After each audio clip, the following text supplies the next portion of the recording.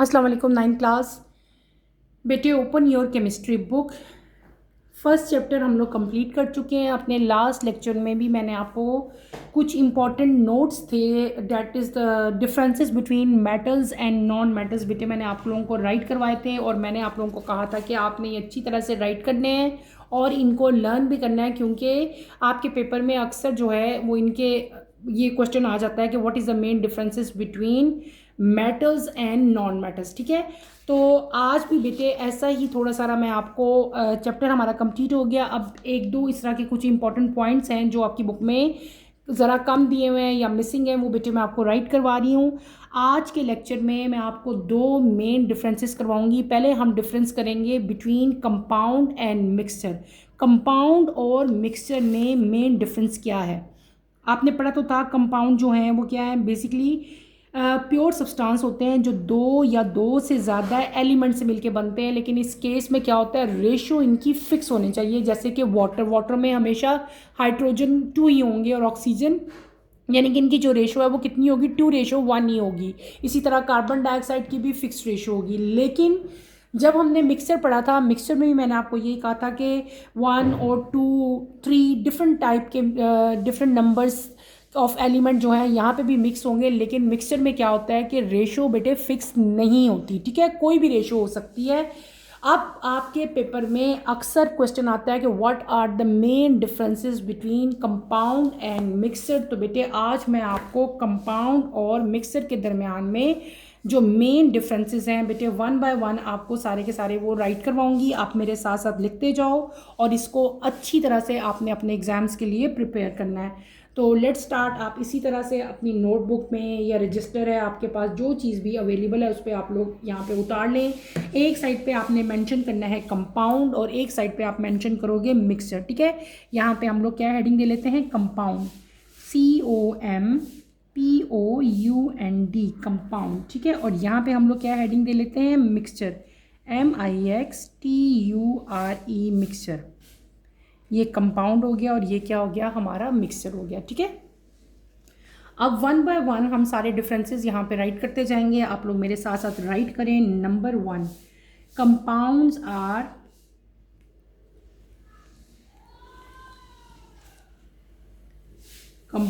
Are chemically bounded,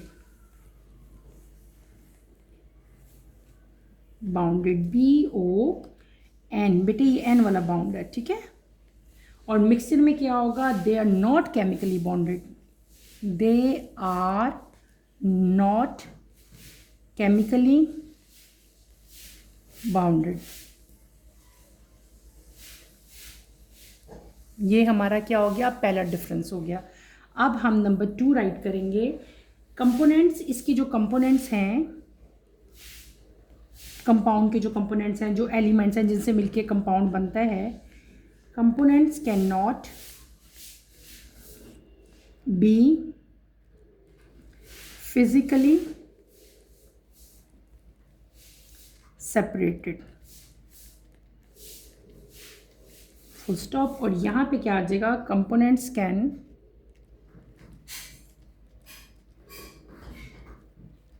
can be physically separated. ठीक है, number 3 difference हम यहाँ पे क्या राइट कर लेंगे, ratio, RAT, ratio of components is fixed. यहाँ पे जो रेशो होगी वो क्या होगी, फिक्स्ड होगी। In this case ratio of components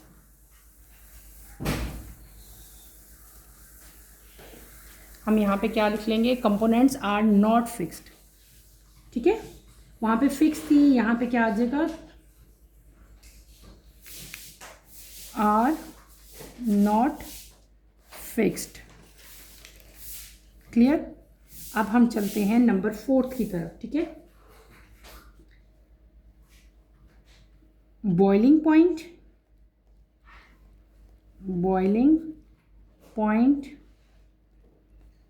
and melting point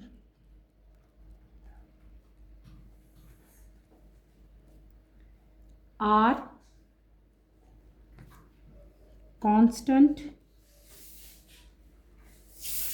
for particular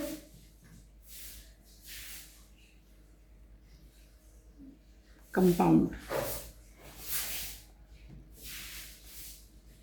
यहाँ पे क्या आ जाएगा, boiling point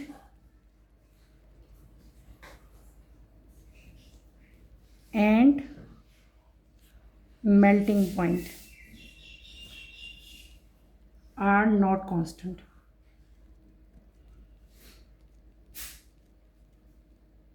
are not constant। Number 5 पे हम क्या लिख लेते हैं, एनर्जी इज गिवन आउट। इस केस में energy is EN, energy is given out,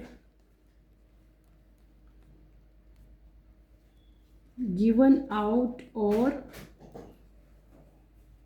given out, बस गिवन आउट लिख लें आप लोग। एनर्जी इज गिवन आउट, और इस केस में क्या होता है, देयर इज नो और लिटल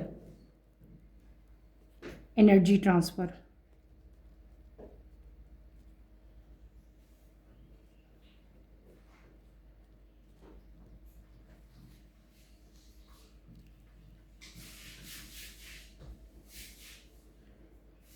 यहाँ पे आप पूरा एनर्जी इज गिवन आउट और इनटू, ठीक है, इनटू केमिकल रिएक्शंस।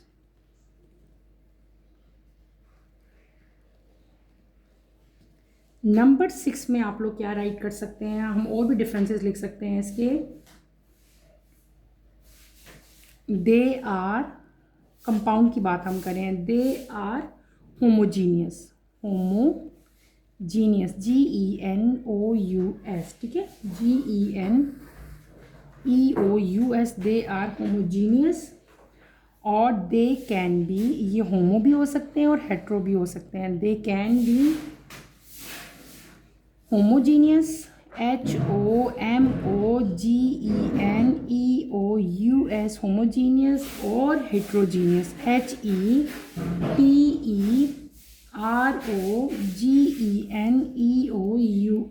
ठीक है।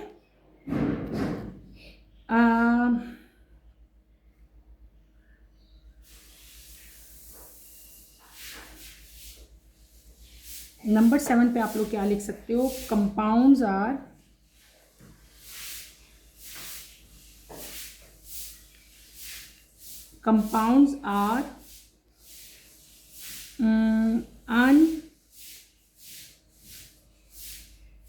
अनअडल्ट, ADUL सब्सटेंस। बेटे UNADULTERATED है, ठीक है। और यहाँ पे क्या है, यहाँ पे आप लोग लिख लोगे simply impure substance.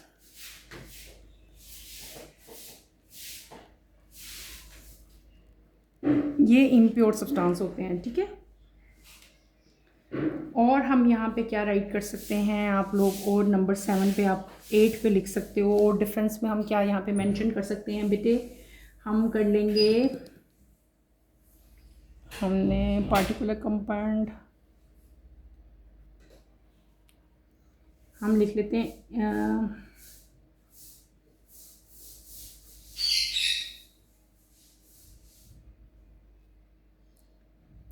The compound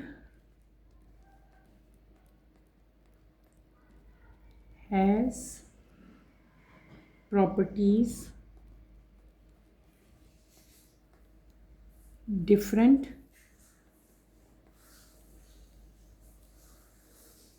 from the elements।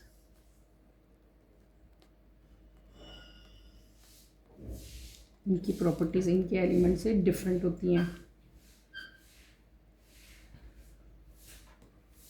यहाँ पे क्या आ जाएगा, ईच सब्सटेंस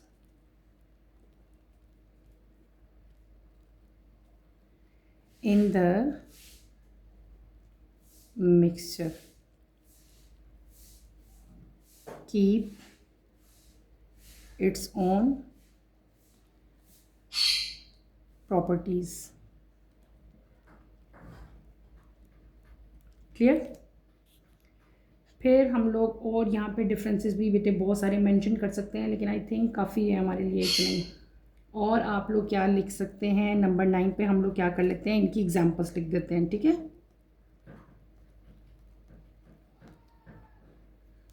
एग्जाम्पल्स यहाँ पे आप लोग लिखोगे वाटर, वाटर का फॉर्मूला भी लिख देते हैं H2O।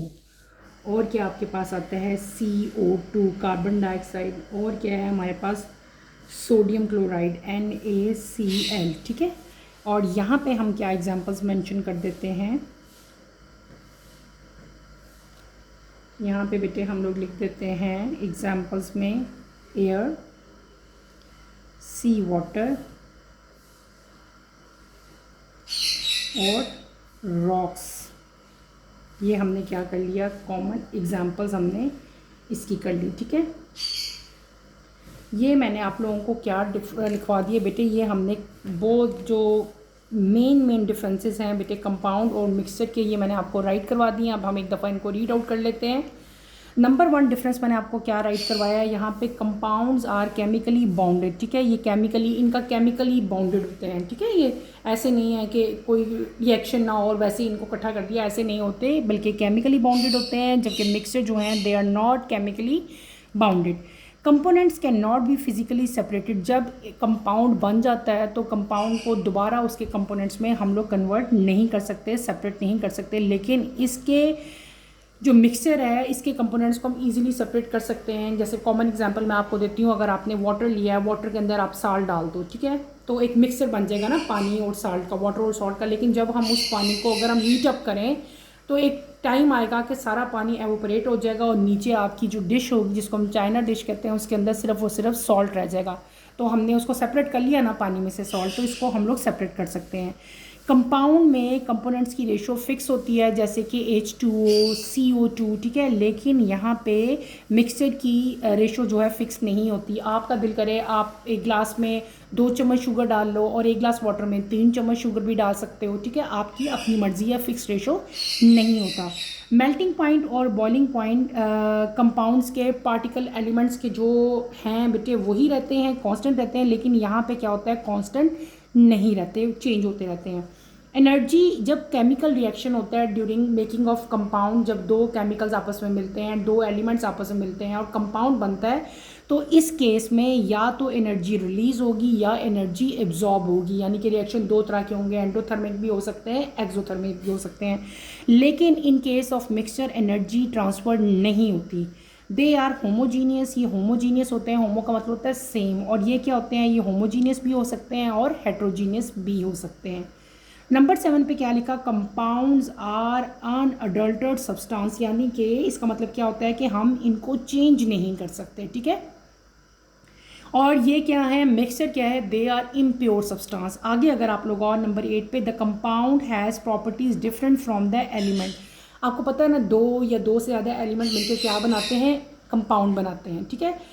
तो अब कंपाउंड जिन एलिमेंट से मिल के बना है ना बेटे, तो कंपाउंड की प्रॉपर्टीज़ उसके एलिमेंट की प्रॉपर्टीज़ ऐसी नहीं होंगी, बल्कि कंपाउंड जब बन जाता है तो उसकी प्रॉपर्टीज़ डिफरेंट हो जाती हैं, ठीक है ना। अब जैसे एक वाटर एक कंपाउंड है, तो वाटर किससे मिलकर बना हुआ है, हाइड्रोजन और ऑक्सीजन से। हाइड्रोजन की प्रॉपर्टीज़ और तरह की हैं, ऑक्सीजन की और तरह की हैं। लेकिन जब वाटर बन जाता है तो उसकी प्रॉपर्टीज़ ना तो हाइड्रोजन जैसी होती हैं, ना ही ऑक्सीजन जैसी होती हैं।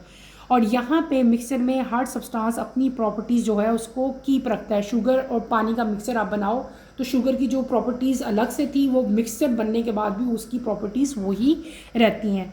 नेक्स्ट हमने क्या डिफरेंस कर लिया, दोनों की एग्जांपल्स मैंने यहाँ पे नोट करवा दी। कंपाउंड की एग्जांपल क्या हमने लिखी, water, carbon dioxide and sodium chloride. ये मैंने फार्मूलाज लिखे हैं, वाटर का, कार्बन डाइऑक्साइड का और सोडियम क्लोराइड का। मैग्नीशियम क्लोराइड भी हो सकता है कंपाउंड आपका।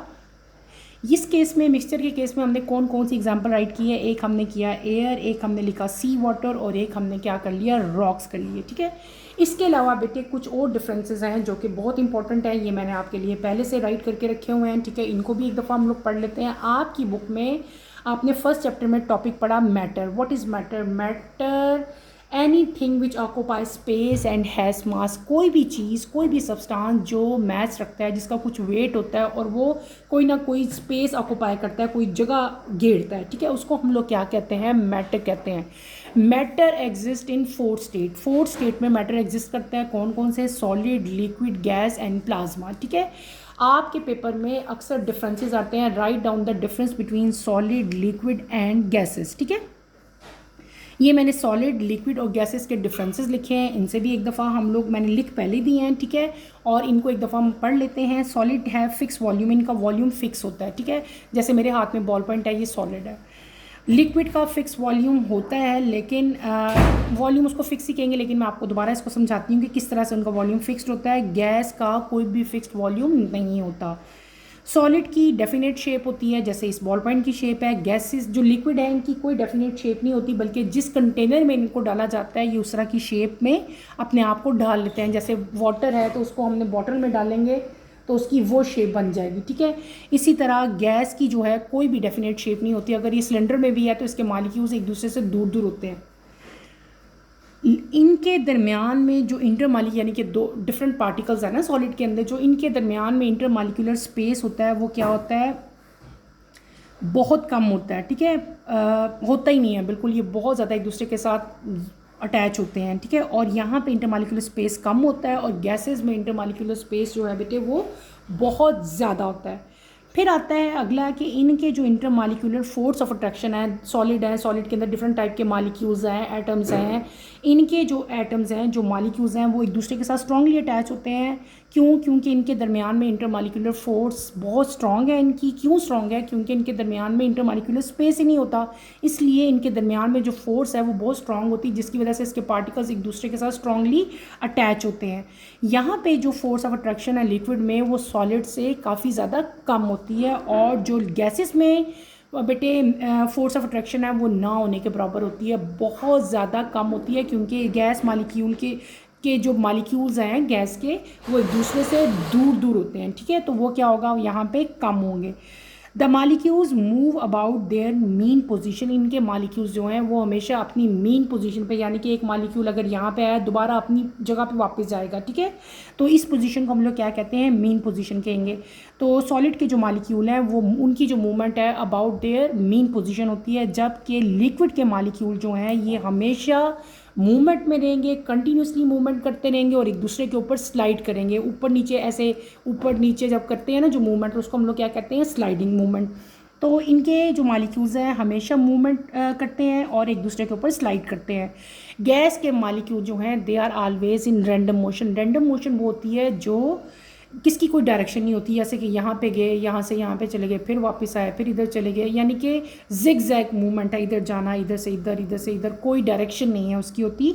तो इस तरह की मोशन को हम लोग क्या कहते हैं? रैंडम मोशन कहते हैं। गैस के मालिक्यूल्स की मोशन रैंडम मोशन होती है।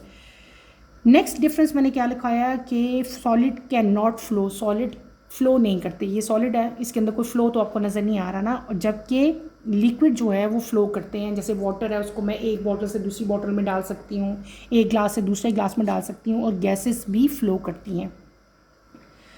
सॉलिड के अंदर कंप्रेसिबिलिटी नहीं होती। हम सॉलिड को प्रेशर डाल के या फोर्स डाल के कंप्रेस नहीं कर सकते। अगर आप इसको ज़ोर से मैं प्रेशर डाल लूँगी इसके ऊपर, तो ये क्या हो जाएगा? ब्रेक डाउन हो जाएगा, ये टूट जाएगा। ठीक है, जबकि लिक्विड को हम स्लाइटली कंप्रेस कर सकते हैं, दे हैव स्लाइट कंप्रेसिबिलिटी। और यहाँ पे गैसेस जो हैं इनकी कंप्रेसिबिलिटी सबसे ज़्यादा होती है, इसको हम ये कह सकते हैं they have high compressibility.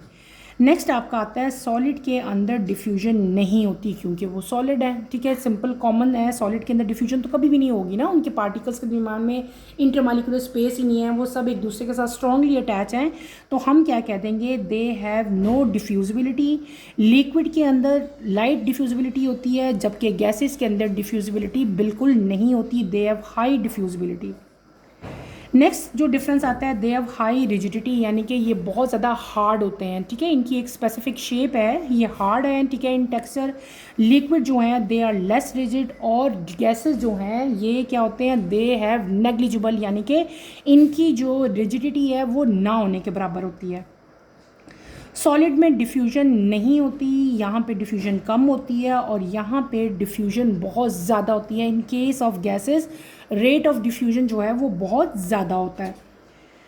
Solid में डेंसिटी बहुत हाई होती है, they have high density.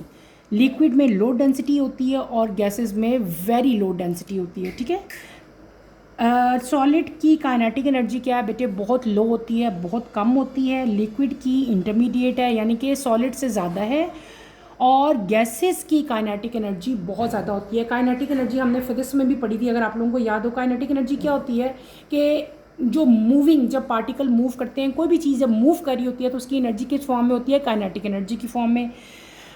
Solid के पार्टिकल्स मूव नहीं करते ना, तो इसलिए इनकी काइनेटिक एनर्जी बिल्कुल लो होती है, होती ही नहीं है बल्कि। और लिक्विड के मालिक्यूल्स की मूवमेंट कम होती है, तो इसकी काइनेटिक एनर्जी लो होगी। लेकिन गैस के पार्टिकल जो हैं वो हमेशा मूवमेंट में रहते हैं, एक दूसरे से दूर दूर होते हैं, इसलिए इनकी काइनेटिक एनर्जी बहुत ज़्यादा होती है, ठीक है। फिर हमारे पास क्या आता है एंड पे, मैंने आपको क्या यहाँ पे मेंशन कर दिया, हमने मेंशन कर दिया एग्जांपल्स। एग्जांपल्स में हमने क्या लिख दिया, पहले सॉलिड की एग्जांपल लिखी। कौन कौन सी एग्जांपल्स हैं, क्रिस्टलाइन एंड एमॉर्फस सॉलिड। और यहाँ पे क्या आ गया, तमाम के तमाम फ्लूइड जो हैं बेटे दे आर लिक्विड। और गैसेस की कॉमन एग्जांपल्स में हमने क्या दे दिया, oxygen, carbon dioxide, SO2, sulphur oxide है, नाइट्रिक ऑक्साइड। और इसके अलावा जितनी भी गैसेस आपको हैं सारी की सारी इसी में आएंगी। और भी एग्जांपल्स आप लिख सकते हो। तो हमने आज के लेक्चर में बेटे डिफरेंसेस देख लिए सॉलिड, लिक्विड और गैसेस में। और इसके अलावा हमने किस में डिफरेंसेस राइट किए, कंपाउंड और मिक्सचर में। इस चैप्टर में अब 3 तरह के मेन डिफरेंसेस मैंने आप लोगों को राइट करवा दिए हैं बेटे। आपको मैंने क्या करवाया, सॉलिड, लिक्विड और गैस में डिफरेंस करवाए, मेटल्स और नॉन मेटल्स में करवा दिए, और मैंने आप लोगों को कंपाउंड और मिक्सचर में भी डिफरेंसेस करवा दिए। तमाम के तमाम डिफरेंसेस को आपने अपनी अपनी नोटबुक पे उतार लेना है और इनको अच्छी तरह प्रिपेयर करना है। ये शॉर्ट क्वेश्चन आंसर्स में भी आ सकते हैं, ये लॉन्ग में भी आ सकते हैं, और इवन ये MCQs में भी आ सकते हैं। तो आपने इनको चॉइस पे नहीं छोड़ना है, इनको लाजमी करना है। यहीं पे अपना टॉपिक मैं ख़त्म करूँगी। इंशाल्लाह कमिंग लेक्चर में आपसे दोबारा मुलाकात होगी। कमिंग लेक्चर की नोटिफिकेशन के लिए आप चैनल को शेयर करो, लाइक करो और सब्सक्राइब करो। और यहीं पर अपना टॉपिक मैं ख़त्म करूँगी। इंशाल्लाह कमिंग लेक्चर में आपसे दोबारा मुलाकात होगी। टिल देन अल्लाह हाफ़िज़ 9th क्लास, टेक केयर बेटे, अपना ख्याल रखिएगा।